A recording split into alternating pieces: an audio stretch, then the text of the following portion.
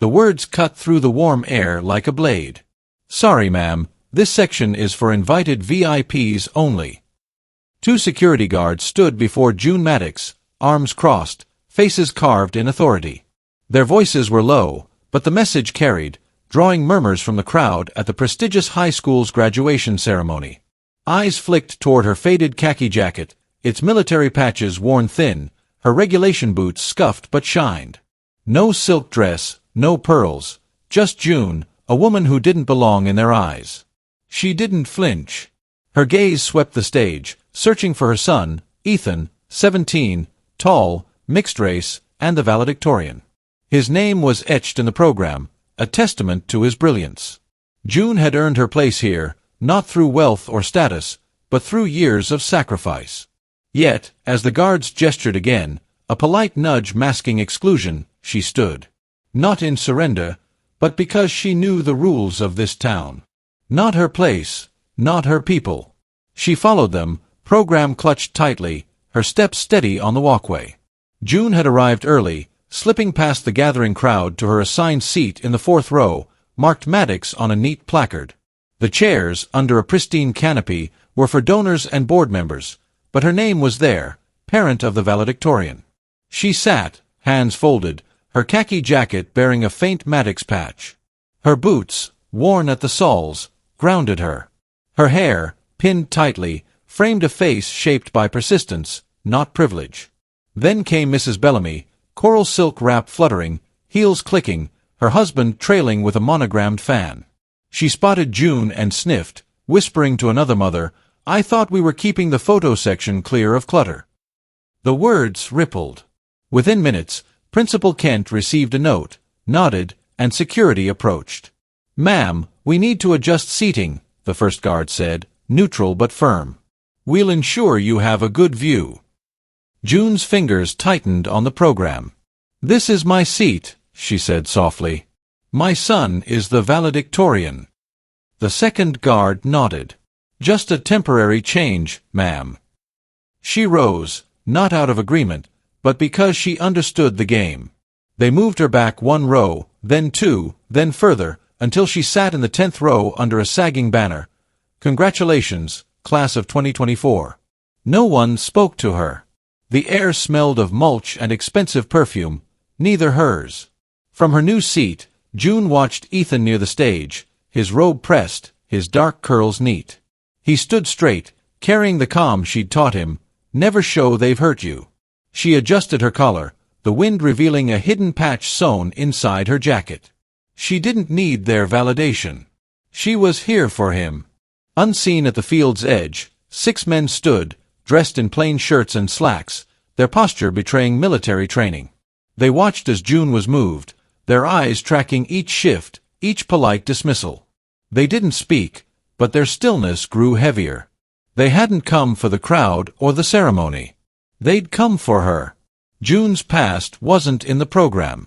Years ago, after losing her husband, Marco, to a workplace accident, she'd raised Ethan alone, working nights, fixing cars, studying patterns others missed. A chance encounter at a VA clinic led her to a civil defense program, training civilians alongside SEALs. There, she earned their respect, not through rank, but through clarity. She spotted ambushes, rerouted teams, and saved a SEAL from heatstroke. They called her guide, giving her a patch with their unit number, 6, a bond forged in silence. Now, as the ceremony droned on, choir, speeches, applause, the 6 men moved. Their steps, measured and rhythmic, parted the crowd like water. The principal frowned, confused. The lead SEAL, tall with graying temples, handed an usher a patch identical to June's, green canvas, 6, guide. He faced the audience, voice steady. "We're here to honor the woman who taught us to think when fear said run. Who earned command without rank. Who saved one of us and guided us all." He pointed to June in the 10th row. "That woman right there." The crowd froze.